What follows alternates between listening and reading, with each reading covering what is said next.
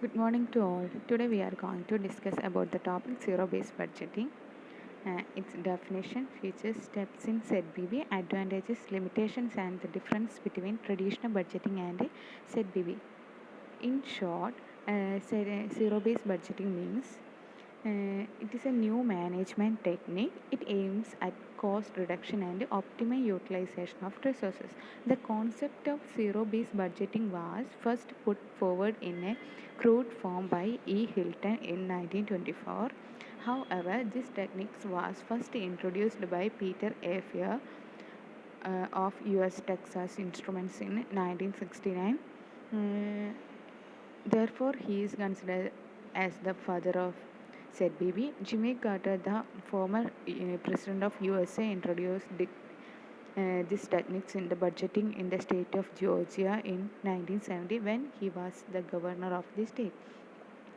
Definition: according to Peter A. Fair, ZBB means an operating, planning, and budgeting process which requires each manager to justify his entire budget request in detail from scratch and shift the burden of proof to each manager to justify why he should spend any money at all.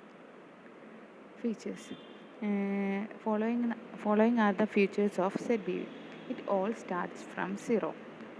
All programs are considered totally afresh. Money to be spent need to be fully justified. A detailed cost benefit analysis of each program is undertaken.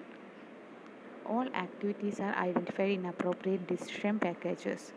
There is a manager or officer responsible for each decision package.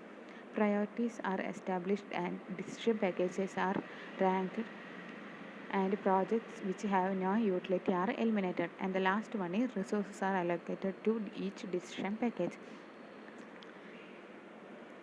uh, these are the major steps in ZBB. First one is determination of the objectives of budgeting. It means that the first step in ZBB is to decide the purpose of an activity for which zero based budget is to be prepared. The objective may be to reduce expenditure on staff, to discontinue an activity or project in preference to another, etc. And the second one is identification of decision units. The organization is divided into decision units. Decision unit refers to a department, a project, or a product line to which ZBB is to be applied. Identification of such units is done in consultation with the managers. And the third one is development of decision packages. The most important step in ZBB is to develop decision package. A decision package is simply a particular activity of a decision unit. Each decision unit has several decision packages. Each package gives goals, activities, and required resources. Cost for each package are calculated from the ground up. In short, ZBB breaks up budgets into decision packages. And the fourth step is evaluation and ranking of decision package. After formulating of the decision packages, they are to be ranked by the management on the basis of the benefits. And the last step is allocation of resources to decision unit and preparation of budget. After ranking the decision packages, the next step is to allot funds to different decision units. Then budgets relating to each units are prepared. Thus, budgets are prepared on the basis of decision packages and the availability of funds. Advantages of ZBB. It is possible to eliminate all type of wastages and insufficiencies. This leads to cost reduction. And second one is allocation of resources in made on the basis of cost benefit analysis. Hence, it ensures optimal utilization of resources. Third one is it ensures active participation of managers in the budgeting process. This leads to a development of efficient management team. Fourth one is it leads to operational efficiency because managers have to justify their activities and a request for funds.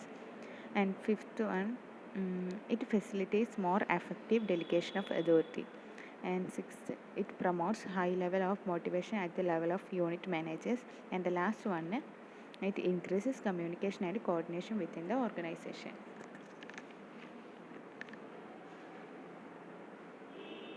And the major limitations of ZBB are it is very time consuming. It requires a lot of paperwork, so it is very costly. It requires skilled managers at all level of the organization. In practice, skilled managerial personnel may not be available. ZBB is not always acceptable to staff or management or trade unions. Successful implementation of ZBB requires wholehearted cooperation from the top management, and it is difficult to determine the decision units and the decision packages, and it lays more and more emphasis on short-term cost and benefit than no long-term benefits. It is not flexible because there is no scope for changes. And also, ZBV is widely used in governmental budgeting. It is rarely used in business budgeting. And the difference between traditional budgeting and ZBB. Traditional budgeting begins with the previous year actuals. ZBB begins with zero as base. Traditional budgeting focus on money. ZBB focus on goals and objectives. Traditional budgeting accounting oriented. ZBB is decision oriented. Resources are allocated not on the basis of cost benefit analysis, but in ZBB resources are allocated on the basis of cost benefit analysis. And traditional budgeting is a routine approach. ZBB is a straightforward approach, and traditional budgeting is not priority based.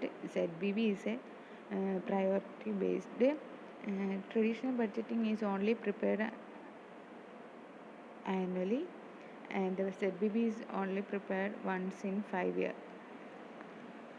Thank you.